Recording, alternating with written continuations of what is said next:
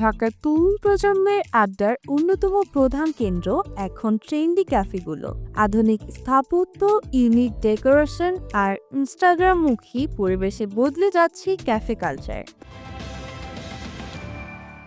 শুধু কফি বা খাবারের জন্য নয়, এখনকার ক্যাফেগুলো স্টাইল স্টেটমেন্টের অংশ। লাইভ মিউজিক, বুক ক্যাফে, ওয়ার্কস্পেস, নানান থিমে সাজানো এই ক্যাফেগুলো তরুণদের জন্য নতুন সামাজিক মিলন মেলা।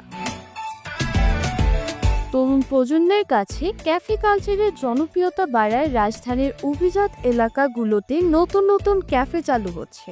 গুলশান, বনানী, ধানমন্ডিতে একই ভবনে 2 থেকে 10টি ক্যাফেও দেখা যায়।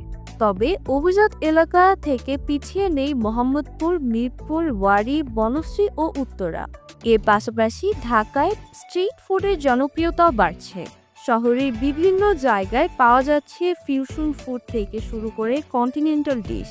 রাত বাড়ার সঙ্গে সঙ্গে স্ট্রিট ফুড স্টলগুলো হয়ে উঠেছে জমজমাট।